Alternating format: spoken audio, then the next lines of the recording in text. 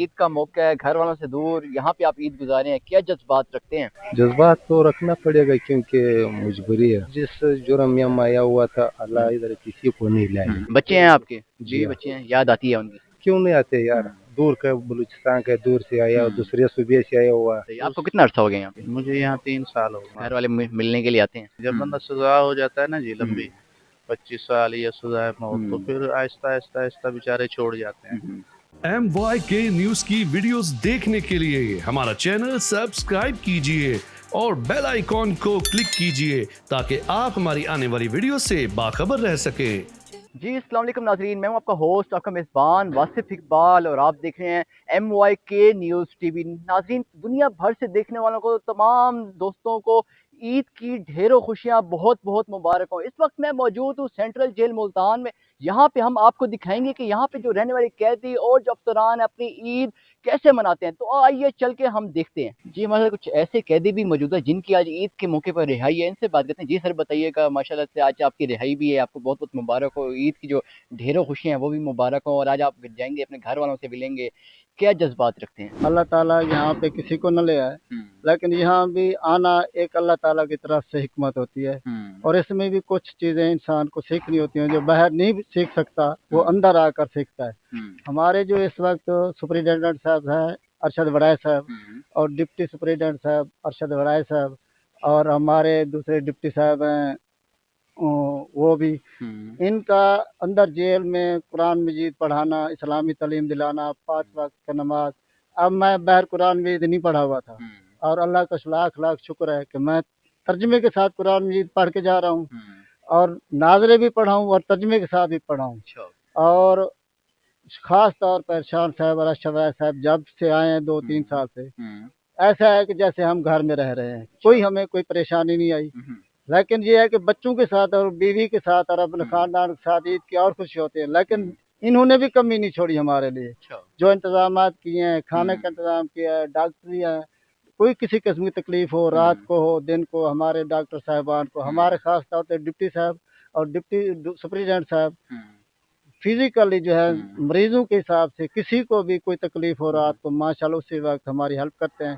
گھر والوں کی یاد بھی آتی تھی اس تمام وقفے میں؟ بات یہ ہے کہ دنیا میں اگر اللہ اور اس کے رسول کے بعد ہمارے لیے نعمت ہے تو وہ بیوی بچے ہیں. بیوی بچے ہیں, بالکل. اور یہ ہمارے حضور پاک کا بھی یہ فرمان ہے کہ آپ اپنی بیوی اور بچوں سے جتنا بھی خرچ کریں وہ آپ کا ایک قسم کا صدقہ ہے, اور بچوں پہ خرچ کریں.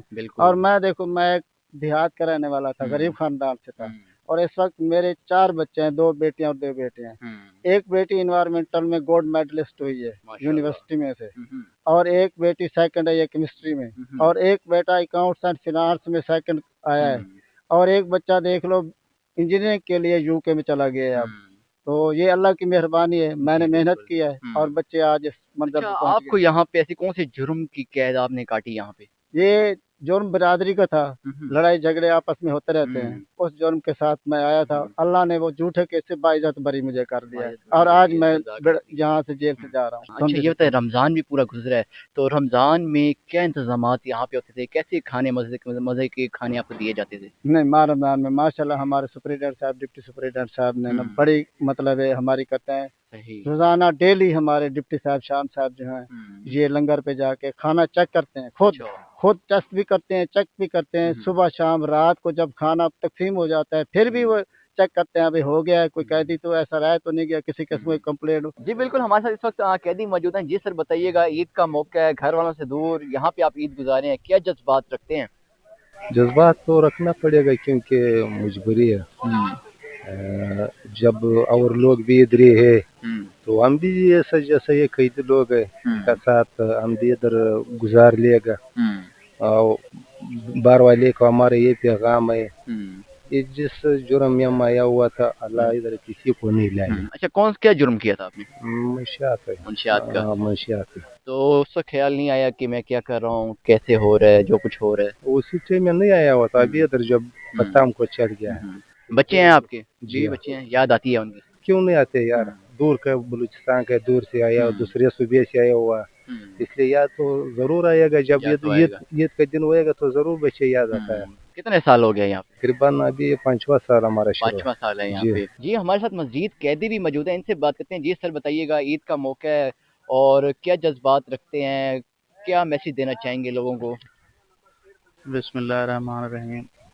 जज्बात तो हमारे अच्छे होते अगर हमारी कोई रिहाई बन जाती है अल्लाह के फजल करम से, तो रिहाई तो बनी नहीं। तो ज़ाहिर बात है जेल का माहौल है, उदासी परेशानी तो होती है, बिल्कुल।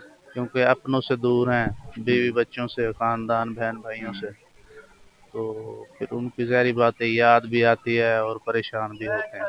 बिल्कुल। हाँ जी। तो ये बताएं किस केस में आए थे? मैं 302 में आया था। 302 में किसका कत्ल किया था? ये कोई बिरादरी पार्टीबाजी में बस हो गया। घर वाले मिलने के लिए आते हैं? हाँ, बस घर वाले आते हैं बेचारे, कभी कभार मिलने आ जाते हैं। जब बंदा सजा हो जाता है ना जी लंबी, 25 साल या सजा मौत, तो फिर आहिस्ता आहिस्ता आहिस्ता बेचारे छोड़ जाते हैं, तंग आ जाते हैं ना, बाहर क्या जैसे हालात अब चल रहे हैं। सही। आपको कितना अर्सा हो गया यहाँ पे? मुझे यहाँ 3 साल हो गए। 3 साल हो गए हैं। तो आखिरी बार कब आए थे घर वाले आपसे मिलने?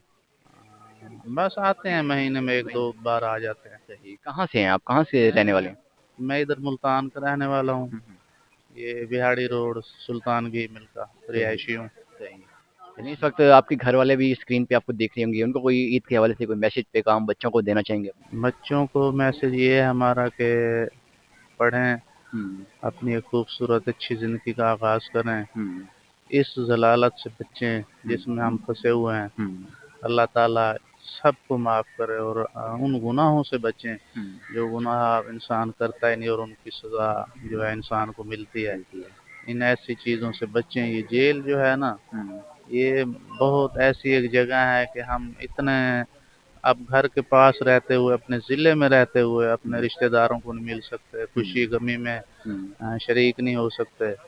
तो मेरा सबके लिए पैगाम है कि भाई खुदारा आप बचें, ऐसे नुकसान से बचें, ऐसे गलती से बचें कि जिसकी आपको सज़ा मिले और कल को पछताएं हमारी तरह। जी सर बताइएगा, ईद का मौका है, क्या जज्बात रखते हैं, कैसी गुजरी आज की आपकी ईद? भाई पहले तो हम सब भाइयों को ईद की मुबारकबाद दे रहा है, चाहे जेल में है, चाहे जेल की बाहर में है, हमारा माँ बाप भाई जो भाई बाहर है उन सब भाई को ईद की मुबारकबाद दे रहा है। भाई का ईद बिल्कुल जबरदस्त ईद, जिस तरह बाहर है इस तरह उसी तरह हम लोग भी इधर उसी तरह ईद बना रहा है, इसी तरह हमारा माहौल सारा उसी तरह बाहर के हिसाब से चल रहा है। जेल में बकाया माहौल बिल्कुल जबरदस्त है। ऐसा कुछ ओके है। तो ये बताएं किस केस में आए थे?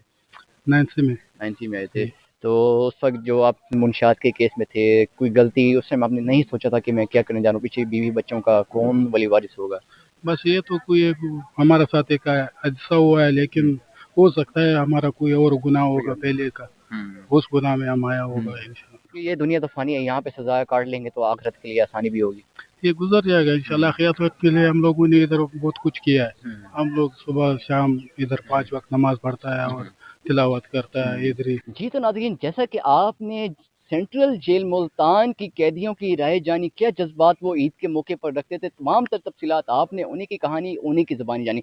इसी के साथ ही अपने मेज़बान वासिफ इकबाल को दीजिए इजाज़त, मिलते हैं नेक्स्ट वीडियो में। तब तक के लिए अल्लाह नेगेबान, पाकिस्तान जिंदाबाद।